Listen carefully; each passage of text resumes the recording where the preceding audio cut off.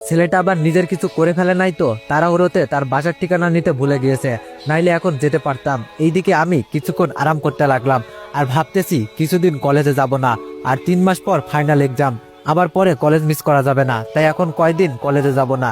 এইসব ভাবতে ভাবতে 3টা বেজে গেল। তাই কি ভেবে মোবাইলটা খোলাতেই দেখলাম আবিরের 100+ কল।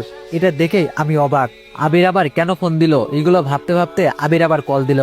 আমি দেরি না করে কল ধরলাম, সাথে সাথে আবির বলতে লাগলো, এই তোর মোবাইল বন্ধ কেন ছিল? এই তুই কোথায়? তোর কিছু হলো না তো? নিজের কিছু করে ফেলিস নাই তো? তোর ঠিকানা দে। আমি বললাম, আরে আবির শান্ত হবি তো, এত প্রশ্ন একসাথে করলে কিভাবে উত্তর দিব? একটা একটা করে প্রশ্ন কর। আর তুই এগুলো কি আবল তাবল বলছিস? আমি একদম ঠিক আছি, আমার মোবাইলে চার্জ ছিল না তাই বন্ধ হয়ে গেছে, আর চার্জার দিয়ে ঘুমিয়ে গিয়েছিলাম, আমার কিছু হয়নি, আমি ঠিক আছি। মিথ্যা বললাম, কারণ তা না হলে সে এটা সেটা জিজ্ঞেস করবে। আবির বলল, এই আমি কিছু শুনতে চাই না, তুই এখনই আমার বাসার ঠিকানা দে, আমি এখন যাব তোর কাছে। আমি বললাম, আচ্ছা ঠিকানা নে, আর এখন আসা লাগবে না, আমি এখন টিউশনি করাতে যাব। আবির বলল, আচ্ছা ঠিক আছে, বাই, আল্লাহ হাফেজ। আমি কল কেটে ফ্রেশ হয়ে টিউশনি পড়াতে গেলাম। সেখানে 4টা 30 পর্যন্ত টিউশনি পড়িয়ে চলে আসলাম মসজিদে, যেখানে আসরের নামাজ পড়িয়ে আরেকটা টিউশনিতে গেলাম। সেখানে সন্ধ্যা পর্যন্ত পড়িয়ে মাগরিবের নামাজ পড়ে ম্যাচে এসে পড়তে লাগলাম। মনে মনে বললাম, আজ আর ডিনার করতে হবে না, কারণ টিউশনিতে যে নাস্তা দিয়েছে তা দিয়ে আমার পেট ভরে গেছে। আর কিছুক্ষণ পরে ঘুমিয়ে গেলাম। অন্যদিকে রাতের বেলায় রুই শুয়ে শুয়ে আবিরের বলা কথাগুলো ভাবতেছে আর বলতেছে, আসলে আমি টাকার অহংকারে মানুষকে মানুষ মনে করছি না। চি রুই চি, তুই অনেক অহংকারী হয়ে গিয়েছিস, তোর অহংকারের জন্য একজন এতিমকে অবহেলা অপমান কষ্ট দিয়ে গেছিস। চি, তুই অনেক খারাপ। রুই নিজে নিজে বলতে লাগলো, কাল গিয়ে অনেককে সরি বলে দিব আর ফ্রেন্ড বানিয়ে নিব, যাতে কেউ কষ্ট দিতে না পারে। সকালে ফজরের আজান শুনে উঠে গেলাম, তারপর মসজিদে নামাজ পড়ে বাজারে গিয়ে রান্না করার জন্য যা যা লাগে সব নিয়ে আসলাম। আগেই বলে দিই, ক্লাস 10ম শ্রেণীতে যখন ছিলাম তখন খালা আমার ভালোর জন্যই ম্যাচ ঠিক করে সেইখানে পাঠিয়ে দিয়েছিল, কারণ ঋতু আমাকে দেখতে পারতো না। তারপর কিছু রান্না করে খেয়ে একটু বসেছিলাম, তখন আমার মোবাইলটা বেজে উঠলো। মোবাইল হাতে নিয়েই দেখি আবির কল দিয়েছে। কল ধরে বলতে লাগলাম, আসসালামু আলাইকুম, কেমন আছিস আবির? কল কেন দিয়েছিস? আবির বলল, ওয়ালাইকুম আসসালাম, আলহামদুলিল্লাহ, তুই কেমন আছিস? আর কলেজে আসবি না? আমি বললাম, আলহামদুলিল্লাহ। না রে, কলেজে কিছুদিন যাব না। আবির বলল, কেন যাবি না? আমি বললাম, না এমনি।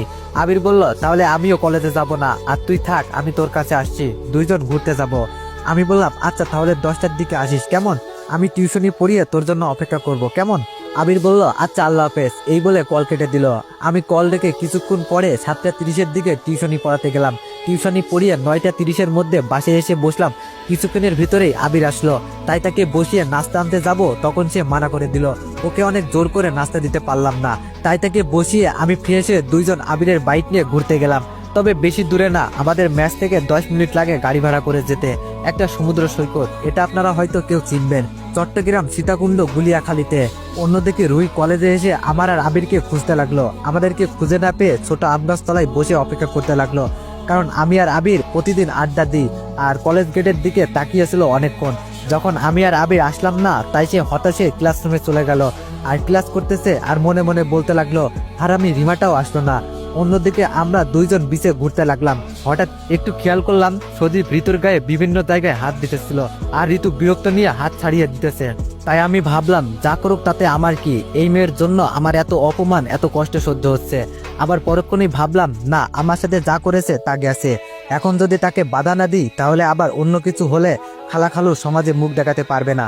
এইসব মনে মনে বলে আমি আবিরকে বললাম, আবির তুই এখানেই দাঁড়া, আমি একটু ওই দিক থেকে আসি। সেইটা বলে আমি চলে আসলাম তাদের সামনে। তখন বললাম, সজীব এগুলো কি হচ্ছে? তুমি ঋতুকে বাজেভাবে টাচ করছো কেন? তখন ঋতু আমাকে কোষে থাপ্পড় দিয়ে বলতে লাগলো। তো এভরিওয়ান, গল্পটি কন্টিনিউ করাতে চাইলে সবাই একটু কমেন্টে জানাইও যে গল্পটি কেমন হয়েছে।